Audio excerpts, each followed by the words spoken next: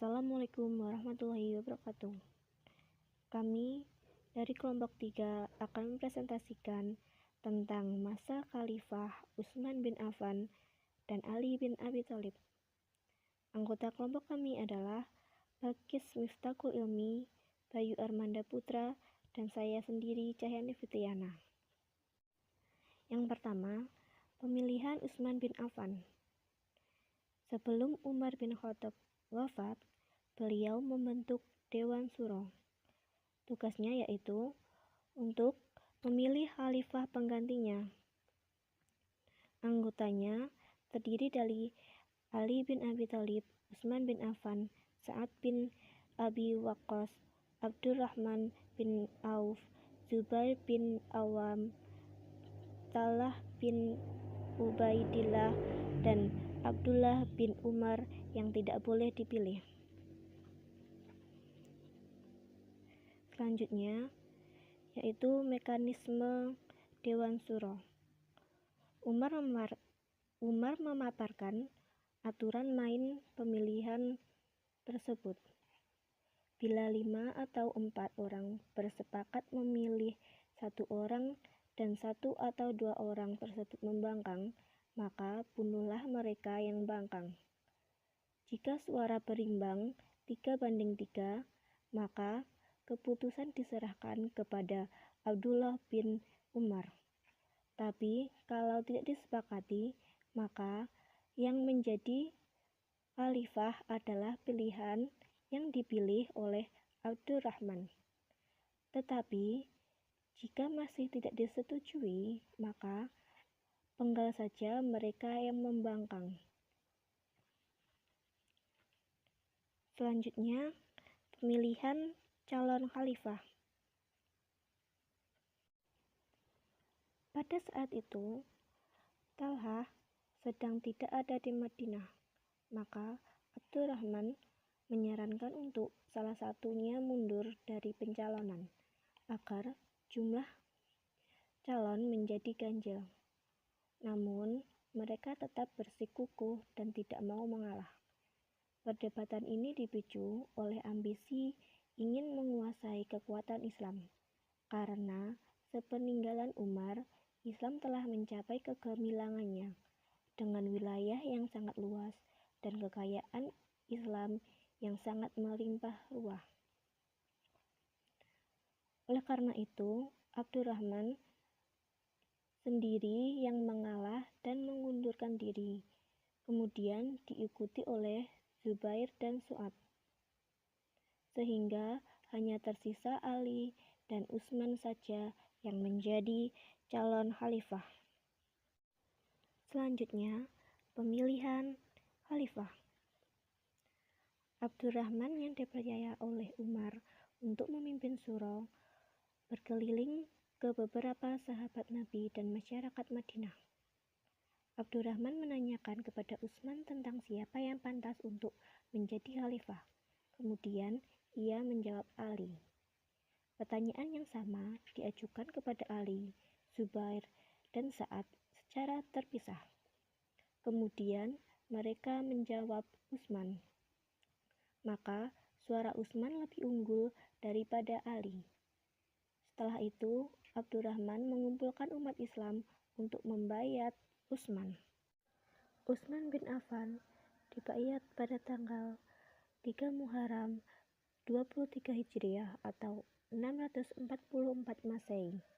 Sementara itu, menurut Al-Jazari bahwa ahli syuro berkumpul pada waktu asar, dan pada saat itu Suhaib yang mengumandangkan azan.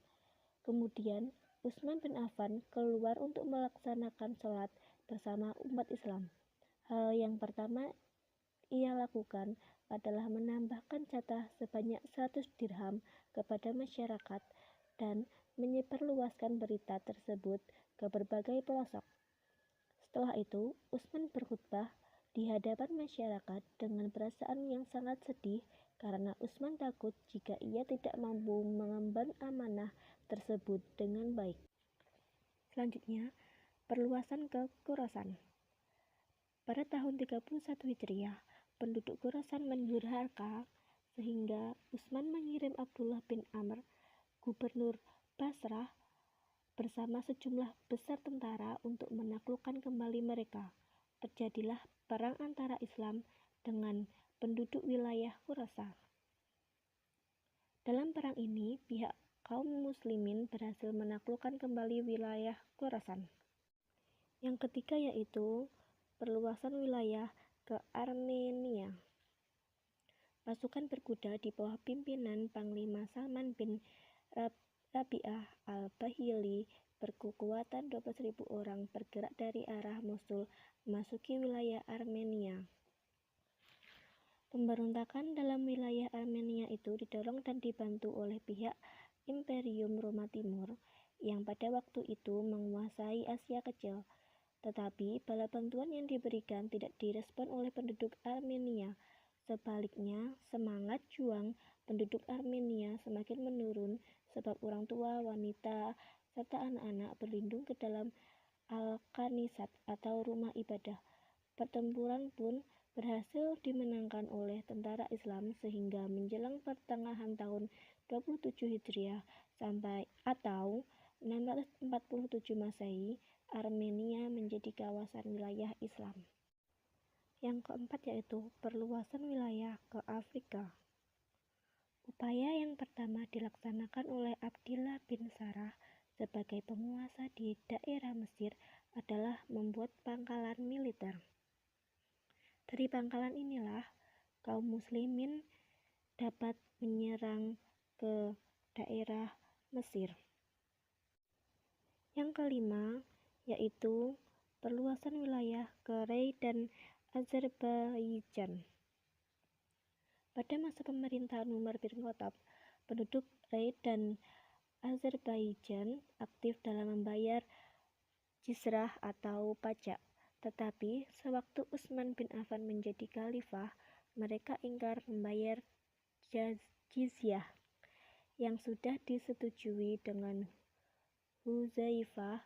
Kemudian Utsman mengutus Walid bin Uqbah yang menjadi gubernur Islam di Kufah untuk menyerang dan mengembalikan mereka pada keadaan semula serta melaksanakan membayar jizyah. Melihat kedatangan tentara pasukan Islam yang jumlahnya besar, akhirnya Rai dan Azerbaijan jatuh ke tangan muslimin dan mereka percaya pihak muslimin kuat dan besar. Yang keenam yaitu perluasan wilayah ke Siprus atau wilayah Romawi. Khalifah Utsman bin Affan mengizinkan melakukan penyebaran melalui laut.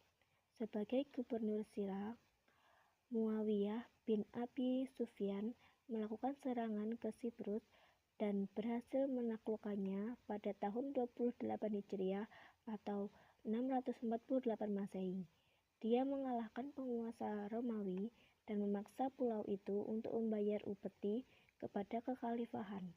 Perang ini merupakan perang laut pertama kali yang dialami oleh kaum muslimin. Di masa pemerintahan Utsman, kaum muslimin telah memiliki pasukan laut. Selanjutnya, proses pemilihan dan perluasan wilayah Khalifah Ali bin Abi Thalib. Yang pertama, pengangkatan sebagai khalifah.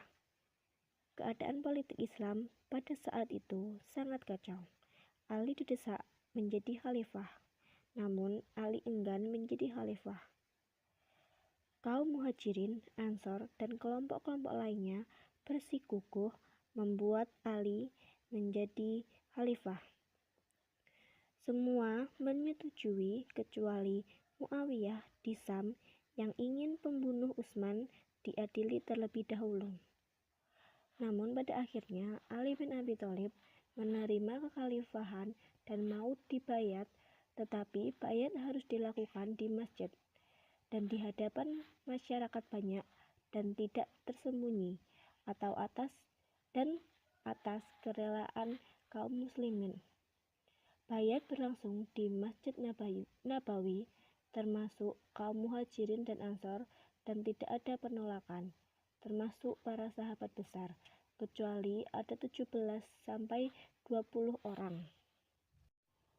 Selanjutnya yang kedua, Perluasan wilayah. Pada masa pemerintahan Khalifah Ali bin Abi Thalib, wilayah kekuasaan Islam telah mencapai sungai Efrat, Tigris, dan Amu Dariyah, bahkan sampai ke Indus. Akibat luasnya wilayah kekuasaan Islam dan banyaknya masyarakat yang bukan berasal dari kalangan bangsa Arab, banyak ditemukan kesalahan dalam membaca Al-Quran atau hadis sebagai sumber hukum Islam. Namun, pada saat itu, situasi politik sangat panas. Terjadi beberapa pemberontakan, sehingga kekuatan militer Islam sangat terkuras, yang menyebabkan gerakan jihad dan perluasan wilayah terhambat. Yang kedua yaitu perluasan wilayah yang dilakukan oleh Utsman. Yang pertama, perluasan wilayah di Tabaristan. Pada pemerintahan Utsman, negeri Tabaristan berhasil ditaklukkan oleh Sa'id bin As.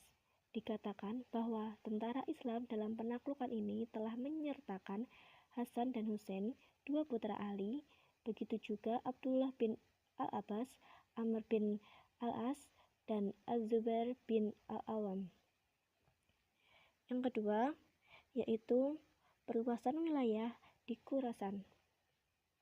Pada tahun 31 Hijriah, penduduk Khurasan mendurhaka sehingga Utsman mengirim Abdullah bin Amr, gubernur Barsah, bersama sejumlah besar tentara untuk menaklukkan kembali mereka.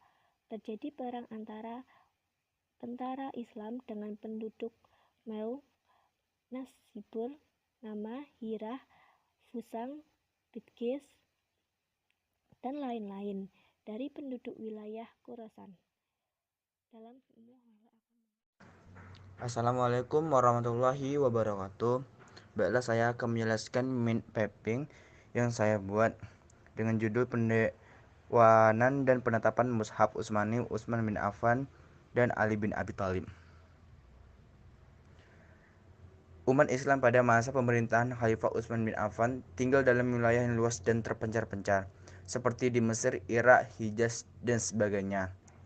Penduduk masing-masing daerah tersebut kadang-kadang membaca ayat-ayat Al-Quran menurut bacaan yang mereka pelajari dari tokoh-tokoh sahabat yang terkenal di wilayah mereka. Contoh, penduduk Syria. Kebiasaan masyarakat Syria sudah terbiasa dengan membaca Al-Quran menurut bacaan Ubay bin Ka'ab. Dan kebiasaan penduduk Kufah membaca Al-Quran menurut bacaan Abdullah bin Mas'ud. Dan penduduk wilayah lain membaca Al-Quran menurut bacaan Abu Musa al-Asy'ari. Persoalan timbul karena tidak jarang terdapat perbedaan bacaan di antara mereka dan sering menimbulkan perselisihan di kalangan umat Islam. Untuk solusinya, Utsman bin Affan membuat kelompok atau tim yang bertujuan untuk menyalin dan membukukan ayat-ayat Al-Quran ke dalam suatu mushaf resmi yang diketahui oleh Zaid bin Sabit. Cukup sekian penjelasan dari mid-mapping saya. Assalamualaikum warahmatullahi wabarakatuh. Selanjutnya, pertempuran Basra. Pertempuran Basra juga dikenal sebagai Perang Unta atau Perang Jamal, adalah perang yang terjadi di Basra, Irak pada tahun 656 Masehi antara pasukan yang berpihak pada Ali bin Abi Thalib, sepupu dan menantu dari Nabi Muhammad SAW, dan pasukan yang berpihak kepada Aisyah, janda dari Nabi Muhammad SAW, yang menginginkan keadilan atas terbunuhnya khalifah terdahulu, yaitu Utsman bin Affan. Setelah berbaiat atas kekhalifahan Ali bin Abi Thalib, Thalha bin Ubaidillah dan Zubair bin Awam pergi ke Mekah dan bertemu dengan Aisyah untuk meminta pertanggungjawaban kematian Utsman bin Affan. Kemudian Ya'la bin Munyah dari Basra dan Abdullah bin Amir dari Kufah turut bergabung. Akhirnya mereka sepakat untuk berangkat ke Basra beserta 700 orang lainnya untuk mencari pembunuh Utsman bin Affan. Sesampainya di Basra, mereka menemui gubernur Basra, yaitu Utsman bin Hunayf, dan menahan pergerakan pasukan ini berharap mereka mau menunggu kedatangan Ali dari Madinah. Tetapi karena provokasi salah seorang Khawarij yang bernama Jalabah, peperangan antara Utsman bin Hunayf dan pasukan Aisyah tidak terbendung, yang mengakibatkan terbunuhnya Utsman bin Hunayf. Ali pun baru mendengar kematian gubernurnya saat di Kufah. Di sini dia mengumpulkan pasukan hingga berjumlah 10.000 pasukan. Pertempuran Basra bagian dari Perang Saudara Islam pertama yang terjadi pada tanggal 7 November 656 Masehi dan berlokasi di Basra, Irak. Hasil dari pertempuran Basra yakni Kekhalifahan Rasyidin pemenangnya. Pihak-pihak yang terlibat yakni Kekhalifahan Rasyidin dan pasukan Aisyah dan Kekhalifahan Umayyah. Tokoh-tokoh dan pemimpin. Pada Kekhalifahan Rasyidin, tokoh-tokoh dan pemimpinnya yakni Ali bin Abi Thalib, Malik al-Athar, Abdullah bin Abbas, Qais bin Sa'ad, Ammar bin Yasir, Muhammad bin Abu Bakar, Khuzaimah bin Thabit. Pada Kekhalifahan Umayyah, tokoh dan pemimpinnya yakni Aisyah binti Abu Bakar, Thalhah bin Ubaidillah, Zubair bin Awam, Abdullah bin Zubair, Marwan, dan Walid bin Uqbah. Kekuatan pada pertempuran Basra pada Kekhalifahan Rasyidin yakni sekitar 20.000 pasukan, dan pada Kekhalifahan Umayyah sekitar 30.000 pasukan. Korban pada pertempuran Basra ini dari Kekhalifahan Rasyidin yakni sekitar 50.000 korban, dan dari Kekhalifahan Umayyah sekitar 13.000 korban. Selanjutnya pertempuran Siffin. Pertempuran Siffin terjadi semasa zaman fitnah besar atau perang saudara pertama orang Islam, dengan pertempuran utama terjadi dari tanggal 26 sampai 28 Juli. Pertempuran ini terjadi di antara dua kubu, yaitu Muawiyah bin Abu Sufyan dan Ali bin Abi Thalib di tebing sungai Furat yang kini terletak di Syria atau Syam pada 1 Safar tahun 37 Hijriah. Setelah terbunuhnya Khalifah Utsman bin Affan, Ali bin Abi Thalib diangkat sebagai khalifah, tetapi penerimaan dari seluruh kekhalifahan Islam sangatlah sulit didapat. Ali bin Abi Thalib radhiyallahu an berkata tentang dirinya yang diangkat umat Islam sebagai khalifah itu merasa agak kurang senang, sebab diantaranya ada yang membunuhi Utsman bin Affan. Sekarang mereka berada di sisi pendukungnya agar bisa membaiatnya. Muawiyah, gubernur dari Suriah yang merupakan kerabat dari khalifah yang terbunuh, sangat menginginkan pembunuh dari sang khalifah diadili di muka hukum. Muawiyah berpendapat bahwa Ali bin Abi Thalib tidak berniat untuk melakukan hal ini, sehingga Muawiyah memberontak terhadap Ali bin Abi Thalib dan membuat Ali bin Abi Thalib berniat memadamkan pemberontakan Muawiyah.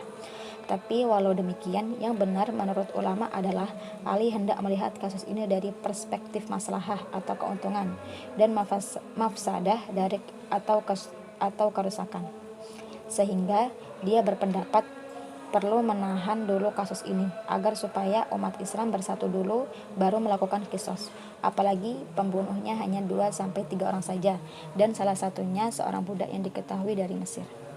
Diketahui di belakang pembunuh yang sedikit itu, kalau sampai qisas ditegakkan pada hari itu juga, maka kabilah-kabilah pembela pembunuh itu akan segera melakukan kehancuran yang lebih besar.